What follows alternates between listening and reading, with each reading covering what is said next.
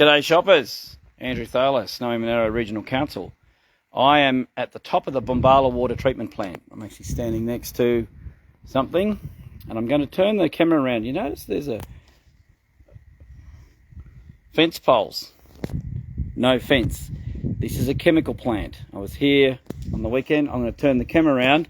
I'm going to walk back around the boundary in the outside of the property. I'm not going in, even though I'm a councillor. I've still got me special council badge on. We just had the meeting, but I think everybody needs to know that this council is broken and it's run by liars. And when it comes to work health and safety, as we found out today with asbestos at Mikalago, they don't care about it in Bombala either. I'll turn the camera around. So this is the top of the water treatment plant. That's the little operator's room. There's an embankment here, a metre and a half high, so there's no handrail on that embankment. There's no stormwater drains. There's no actual hard surface connection to the door coming out of that shed. And this fence is what they're currently building. This is a chlorine gas bottle compound. This is really, really dangerous shit. It is padlocked, but it's not a very big padlock. And the fence poles are only just going in, and we've got sort of, that's quite a deep pit. Only just keeping people out. And I'm actually outside of the fence.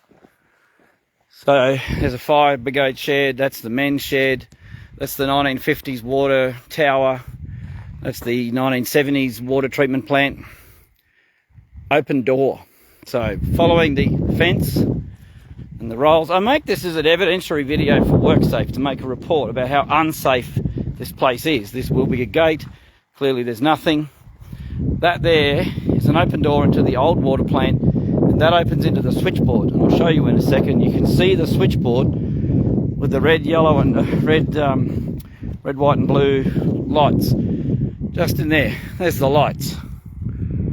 So see that? That's the main switchboard with the basically the blue, the green and the red, which is the equivalent of the three phases, red, white and blue. And then there's the data screen, that square, which tells you how much power you're using and your current and your waveform, and then there's all the switch breakers. So you could walk in there as a kid and turn the Bombala water treatment plant off. That's what it appears. There's other lights in there. There's a flashing thing on the side of the window just here. There's a flashing thing you can just see. So that's activity. There's computers. There's whatever in there. There's an open door. There's no fence. Quite clear to see. Gets worse though, shoppers. It gets worse. So this is just bush. That's Bombala. Just there, 500 metres away, is Bombala. That is a stinky septic tank. So this is all pretty dodge. Something's gone wrong. They probably dug into it when they put the poles in. So they're doing something here. But importantly, and there hasn't been a fire here for a while, but the overflow from the septic tank is not connected. It's broken, all right? You see that? And it's melted from a bushfire. So that's the septic tank. It's disgusting. Like I said, council's all about do as we say, not as we do. So we've got concrete. Hard to tell whether there's something under there or what, but there's is there something under there, a valve, or is that just chucked there? Because there's a lot of concrete just chucked in the bush around the side here.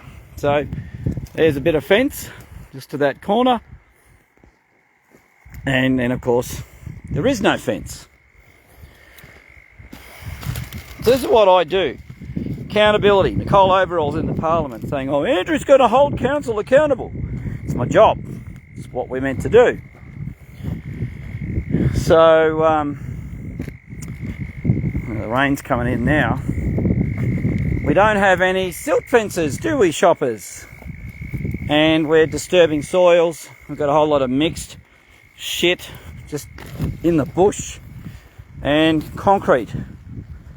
Man-made concrete, stop valves, hydrant valves, mixed rubbish, old water pipes, water tank ladder, PVC pipe offcuts, mixed gravel, Rio bar just sticking up around. Look at this. Look at these pieces of Rio bar just sticking up in the air, ready for a kangaroo to unfortunately impale itself as it goes hopping through the night. It's actually quite shocking. There's a drain. There's no silt fence. That's a nightshade. This plant here, it's probably a toxic nightshade. It should be pulled out. There's funny little trumpet flowers. So here's another big pile of piled up dirt and shit. Bit of tin, pipes, disturbed soil. No silt control. Now, I think this could be asbestos. These are asbestos cement joins. Just sitting in the bush. Bit of rusty metal. Are they asbestos? Well, do nothing done, Shay. Come and have a look, mate. And so they've been pushing out the native grasses. That's all the native grass. And it's raining, so my phone went a bit mental. I'll try and shield it. I'm getting a bit wet. What's going on? Screen's got raindrops on it, sorry. It's getting a bit annoyed. Truck drum, PVC pipe, dirt, disturbed ground, and all the sediment and silt can just run away. It's plastic. All disturbed ground, bush, bobcat marks. It's all fresh. They've only done it in the last couple of days. I was here Saturday. There was none of this. Broken pipe. And so we're at the front gates now. PVC pipe. Big lumps of concrete just pushed off into the bush. No one gives a shit.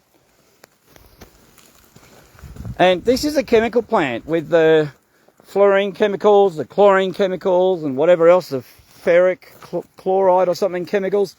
Gates are wide open. Wide open. Unfenced. This is a breach of the work health and safety. If it's a breach for the general public, why is it not a breach for the council? The council is held to a standard, or it should be. Damn it. I left my window. I'll just hop in the car. I left my window down.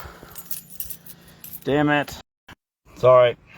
I'm now a bit wet. The screen's all wet. Hang on. Dry myself off.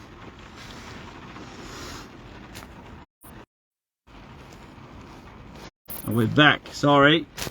The phone's not working because it's covered in water. Anyway. So this is the water treatment plant that we've just built as a council. Now, on the weekend I dropped down here. There was no gates, no fence. And I just drove up and had a bit of a look around. It's $15 odd million, and you'd think, well, okay, there's no gates. I'll have a quick squeeze. And I had a chat to someone. I know all about the plant, how it works. It was going to be quite useful for the fluoride debate we were supposed to have in the council tonight. But the mayor shut down the meeting tonight and deferred all the matters that we didn't get to the April meeting. Now, I don't know about you, but that's called gagging debate.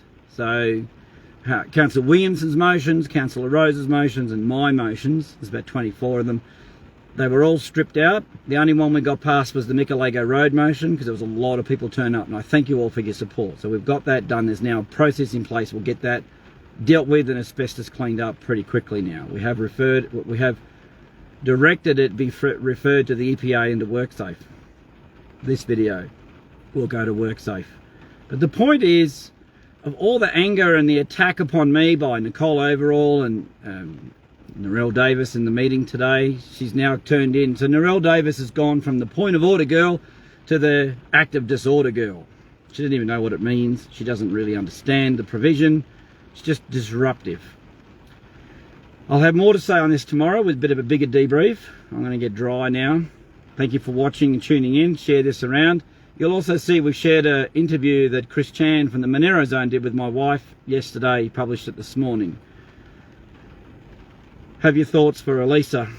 having to put up with all this shit and the attack from the newspapers and Ray Hadley and Ben Fordham and Nicole Overall in Parliament, hiding behind political immunity.